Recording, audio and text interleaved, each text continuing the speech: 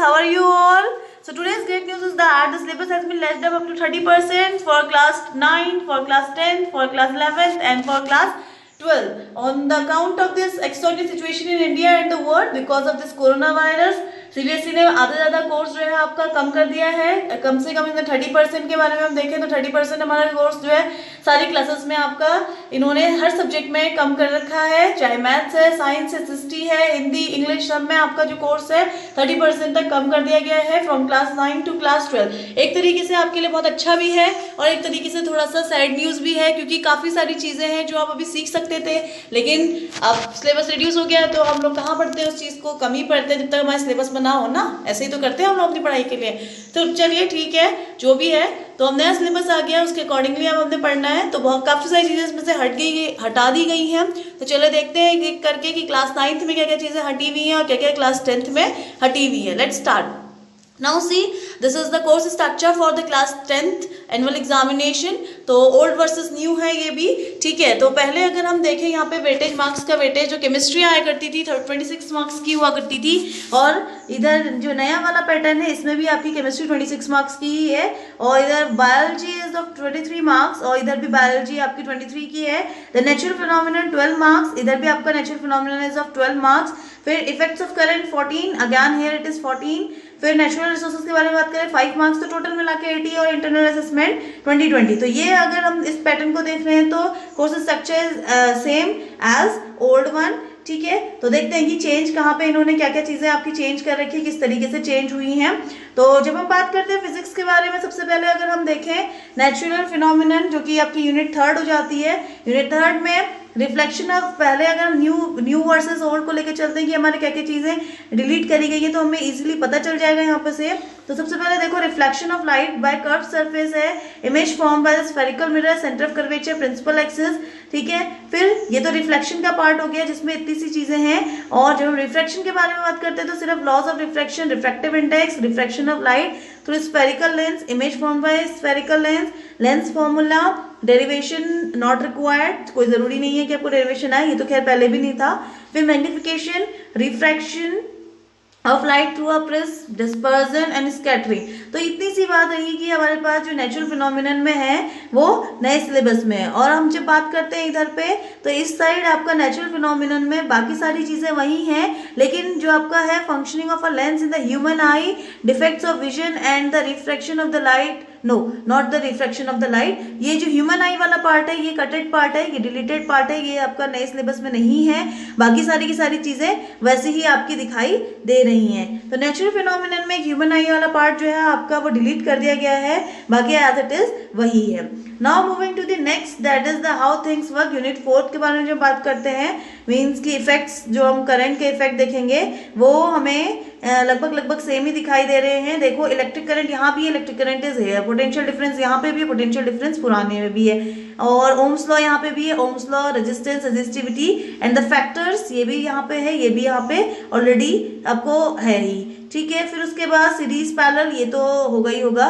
फिर यहाँ पे भी आपका सीरीज पैरेलल कॉम्बिनेशन है।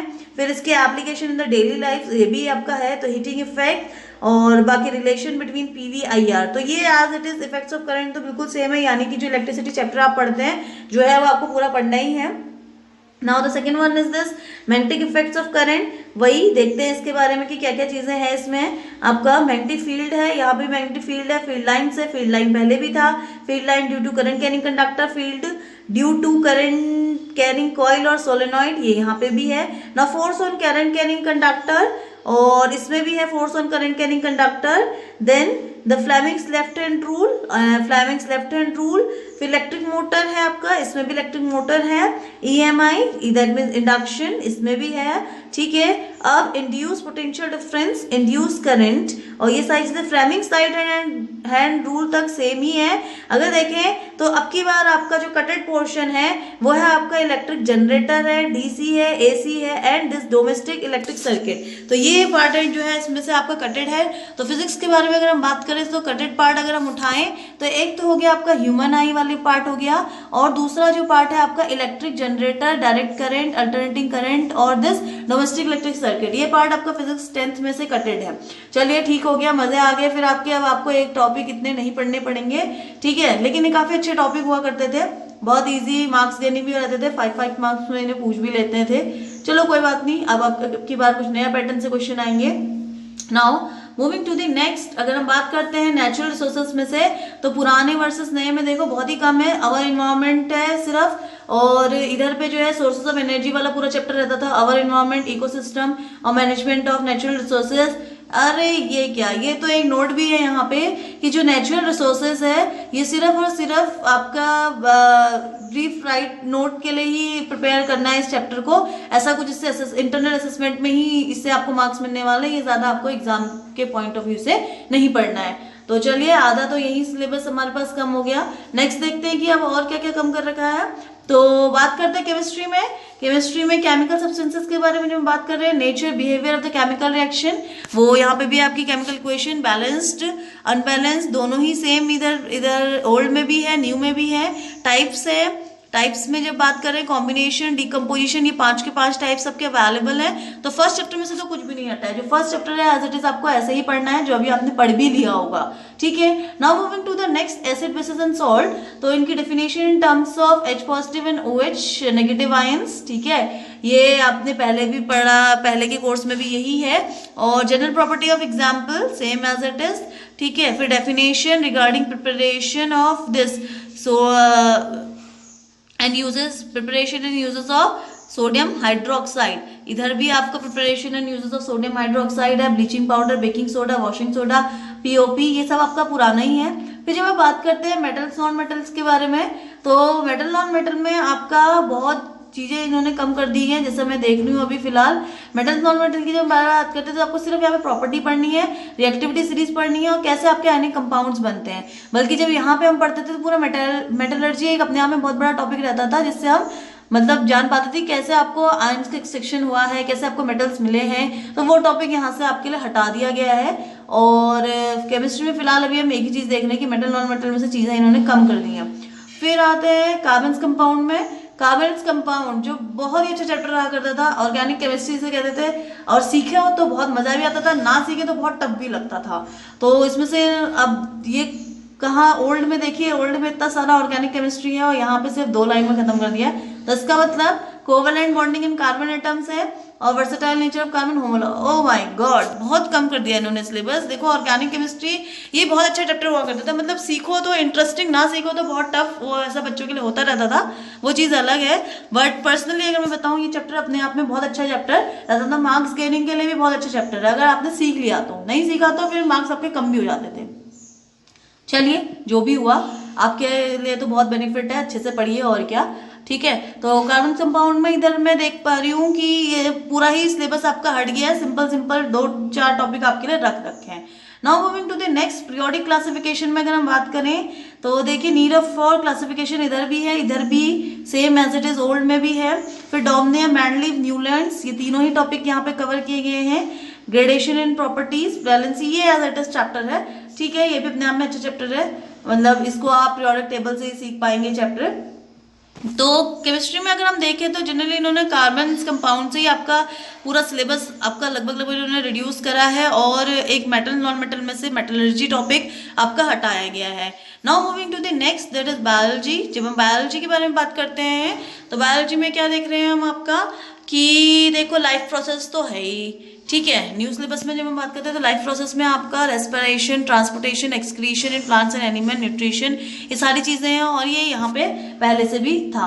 अब कंट्रोल एंड कोऑर्डिनेशन जैसा टॉपिक इसमें मुझे नहीं दिखाई दे रहा है। Control and coordination plants and animals के बारे में जब बात कर रहे हैं तो ये नहीं है, ये चैप्टर ही पूरा इन्होंने डिलीट कर दिया है ओल्ड में से, और सीधा आगे है ये रिप्रोडक्शन चैप्टर में, और रिप्रोडक्शन इज सेम एज जैसे पहले था वही चैप्टर यहाँ पे दिखाई दे रहा है। देखो खुद भी देख लो आप, मिला लो कि पुराने क्या था और नया क्या था, ठीक है। फिर आता है हेरिडिटी एंड इवोल्यूशन, और मुझे यहाँ से दिखाई दे रहा है कि इन्होंने आपका इवोल्यूशन टॉपिक हटा दिया है शायद, ठीक है। इवोल्यूशन नहीं दिख रहा है इसमें, हेरिडिटी के बारे में ही सिर्फ चीजें हैं। तो देखो कहीं ना कहीं आपके लिए बहुत अच्छा हो रहा है कि आप अच्छे मार्क्स स्कोर कर सकते हैं इन दिस सिचुएशन ऑल्सो, ठीक है। आपके लिए बहुत अच्छी अपॉर्चुनिटी है, तो अच्छे से पढ़िए, आपको पता चल गया फिजिक्स में कैसा है, बायोलॉजी में कैसा है और केमिस्ट्री में कैसा है। तीनों में आपको साइंस का सिलेबस बता दिए गए हैं कि कहाँ कहाँ पे आपको नहीं पढ़ना है, कहाँ कहाँ पे कौन से चैप्टर आपको पढ़ने हैं। बाकी हम फिजिक्स का कोर्स अच्छी तरीके से आगे कवर कर ही रहे हैं, तो उस पर आप अप टू डेट रहें।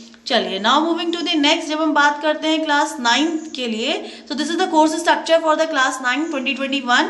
ठीक है, तो पहला जब मैटर आया करता था, यानी केमिस्ट्री जब अब आया करती थी 23 मार्क्स की आई करती थी, और यहाँ पे केमिस्ट्री है 27 मार्क्स की, और जब ऑर्गेनाइजेशन यानी बायोलॉजी जब आती थी आपकी 20 और यहाँ पे कर दी गई 26।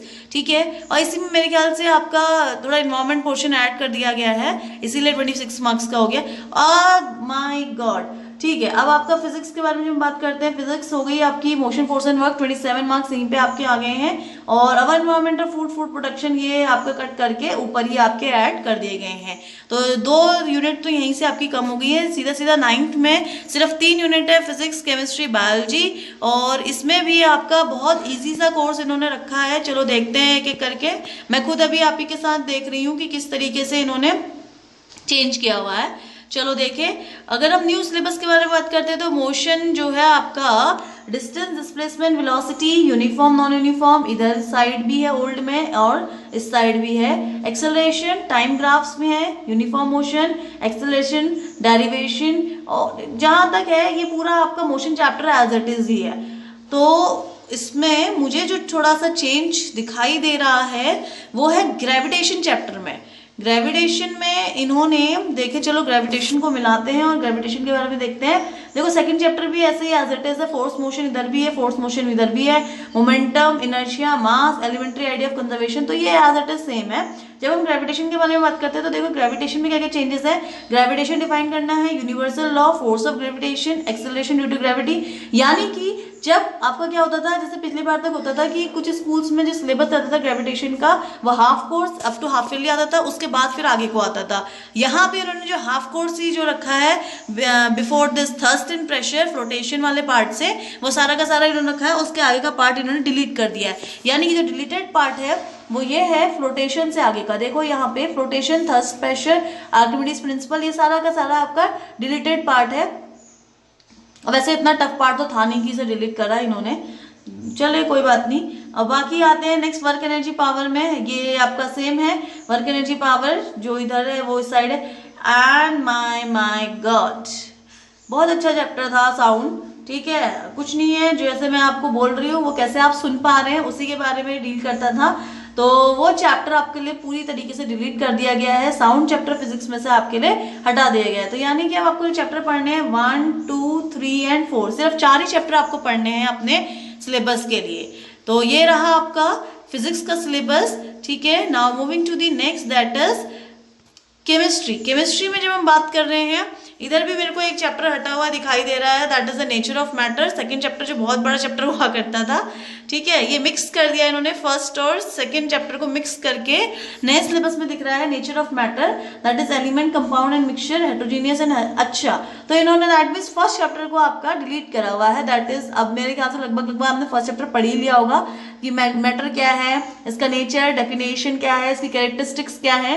तो चलिए, अगर आपको नेचर ऑफ मैटर पढ़ना है तो अच्छा है कि आपको पता होना चाहिए। अब आपने पढ़ भी लिया है तो नेचर ऑफ मैटर आप तभी समझ पाओगे जब आपको पता होगा कि मैटर क्या है।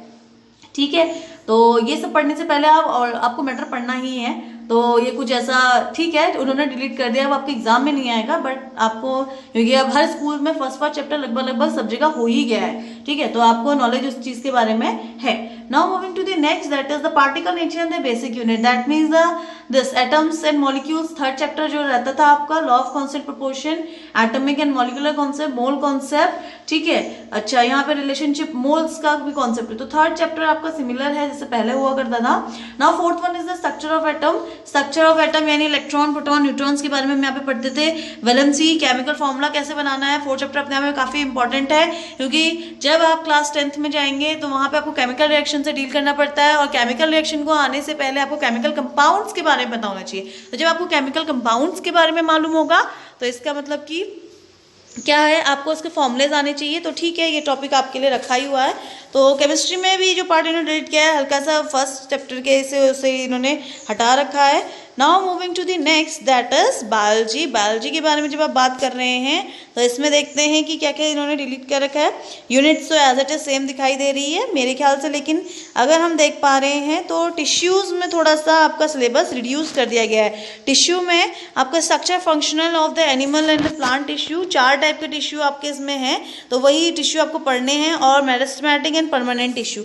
इसके आगे का पार्ट जो बायोलॉजिकल डाइवर्सिटी वाला पार्ट है प्लांट्स और एनिमल्स में, ये आपका डिलीट कर दिया गया है, ये अब आपको नहीं पढ़ना है।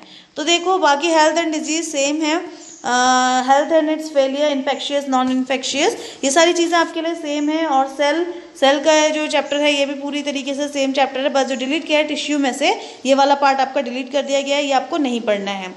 तो ये रहा आपके टॉपिक्स कि आपको क्या क्या चीज़ें पढ़नी है, कैसे कैसे पढ़नी है। अच्छा एक और चीज़ है, क्लास 9th में जो आपका एनवायरनमेंट ऑफ फूड आया करता था वो आपका फिर से सेम है, सारी चीज़ें सेम है, सिलेबस आपका सेम है, लेकिन इसके एक नोट है कि ये सिर्फ जो आपको काउंट किया जाएगा वो सिर्फ और सिर्फ आपका इंटरनल असेसमेंट में ही इससे कुछ ऐसी एक्टिविटी कराई जाएगी जिससे आपके मार्क्स आपको इंटरनल असेसमेंट में मिल जाएंगे।